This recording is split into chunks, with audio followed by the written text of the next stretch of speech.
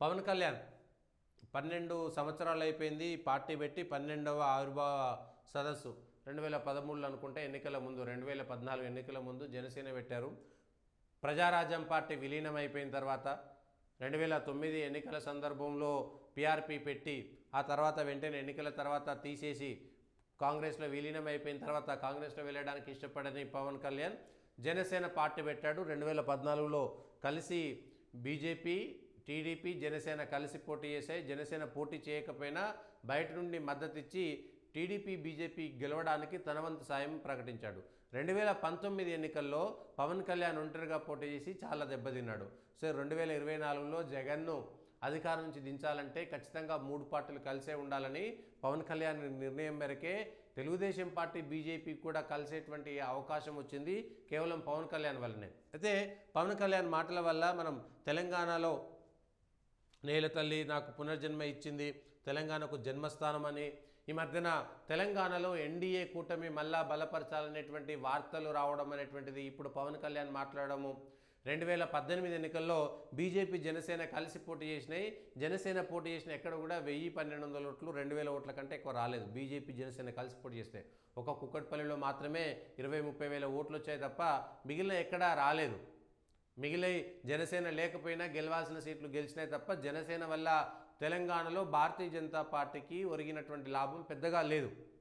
అది అందరూ చెప్పాల్సిందే. ఇక తెలుగుదేశం పార్టీ కూటమి అంటే పవన్ కళ్యాణ్ మాట్లాడినటువంటి మాటలు చూస్తుంటే మాత్రం తెలంగాణలో టీడీపీ జనసేన బీజేపీ కలిసేటువంటి ప్రయత్నం మాత్రం సాగుతున్నది. ఇది జరిగితే తెలంగాణలో తెలుగుదేశం పార్టీకు జనసేనకు వచ్చేటువంటి లాభం ఏమీ లేదు, పెద్దగా అయితే ఏమీ ఉండదు. వాళ్ళు వెంటనే వచ్చి 40-50 ఒంటరిగా పోటీ చేస్తే కార్పొరేటర్లు కూడా గెలవలేరు. తెలుగుదేశం పార్టీ జనసేన తెలంగాణలో ఒంటరిగా పోటీ చేస్తే హైదరాబాద్లో కార్పొరేటర్ కూడా గెలవలేరు. ఎక్కడో అక్కడ ఇక్కడ 4000 ఓట్లు 2000 ఓట్లు 3000 ఓట్లు ఉంటే ఉండొచ్చు, కానీ అవి పవన్ కళ్యాణ్ అభిమానులైనంత మాత్రాన జనసేనకు ఓటేస్తారనేటువంటి నమ్మకం కూడా లేదు. అట్లా ఉంటే బీజేపీ జనసేన కలిసి పోటీ చేస్తే ఎందుకు గెలవలేదు? ఎందుకు ఆ స్థానాలలో 1000 ఓట్లు 2000 ఓట్లు కూడా రాలేదు? బీజేపీ వాళ్ళు కూడా ఎవరు వాళ్ళకు ఓటేయలేదు. జనసేనకు సొంతంగా ఉన్నటువంటి బలం ఎంత అనేటువంటి విషయం బయటపడింది. కూకట్పల్లిలో కూడా టీడీపీ బీజేపీ జనసేన అన్నీ కలిసినా కూడా ఏమైంది? 2023 ఎన్నికల్లో కూకట్పల్లిలో కూడా గెలవలేదు కదా. టీడీపీ వాళ్ళు కూడా మద్దతు ఇవ్వాలి కదా, మరి ఎందుకు ఇవ్వలేదు? సో అందుకని తెలంగాణలో తెలుగుదేశం పార్టీ తెలంగాణలో ఒంటరిగా పోటీ చేసి ఒక్క సీటైనా గెలవగలుగుతుందా? ఎక్కడ కూడా తెలంగాణలో ఏ స్థానం నుంచి పోటీ చేసినా తెలుగుదేశం పార్టీ ఒంటరిగా ఒక్క అసెంబ్లీ స్థానాన్ని కూడా గెలవలేదు. ఇప్పుడున్నటువంటి పరిస్థితుల్లో వైఎస్ఆర్సీపీ కూడా గెలవలేదు. సరే అక్కడో ఇక్కడో పొంగులేటి శ్రీనివాసరెడ్డి తన బలాన్ని డబ్బుల బలాన్ని ఏదో పెట్టుకొని 2014 ఎన్నికల్లో గెలిచి ఉండొచ్చు, కానీ ఇప్పుడున్నటువంటి పరిస్థితుల్లో మాత్రం వైఎస్ఆర్సీపీ కూడా సొంతంగా ఒక స్థానాన్ని గెలవలేదు.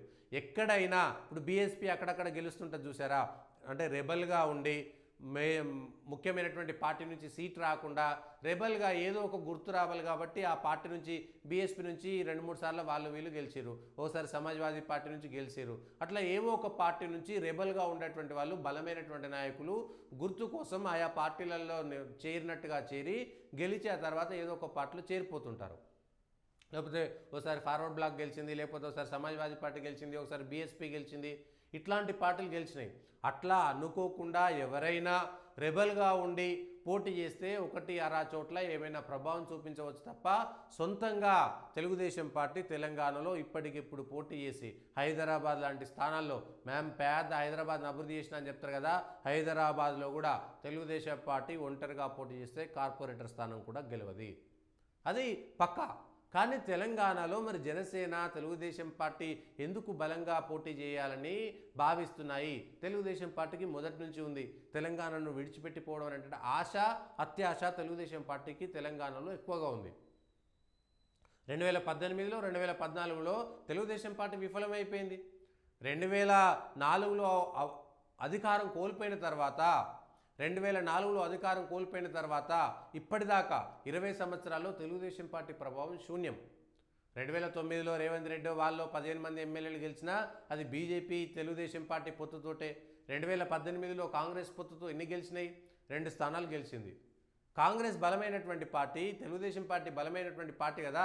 2014లో 15 స్థానాలు గెలిచినటువంటి తెలుగుదేశం పార్టీ 2018లో కాంగ్రెస్ బీజేపీ కంటే పెద్ద పార్టీ కదా. తెలుగుదేశం కాంగ్రెస్ కలిస్తే కూడా గెలిచినటువంటి స్థానాలు రెండు స్థానాలు మాత్రమే గెలిచింది. మరి ఎందుకు అంటే తెలంగాణలో తెలుగుదేశం పార్టీ పరిస్థితి ఏంటో తెలుసు. ఇక జనసేన అయితే చెప్పాల్సినటువంటి అవసరం లేదు. దానికి క్యాడర్ లేదు, నిర్మాణం లేదు. అక్కడక్కడ పవన్ కళ్యాణ్ అభిమానులు ఉంటే చెప్పలేము, క్రౌడ్ పుల్లింగ్కి జనాలు కనబడడానికి ఉంటుండొచ్చులే, కానీ గెలవడానికి అవసరమయ్యేటువంటి పరిస్థితులు లేవు.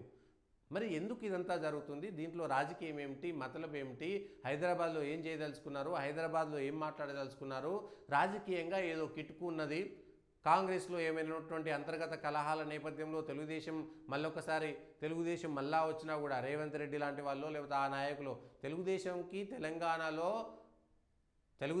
తెలంగాణలో భవిష్యత్తు లేదు కాబట్టి రేవంత్ రెడ్డి కాంగ్రెస్లో చేరిపోయింది ఆ రోజు.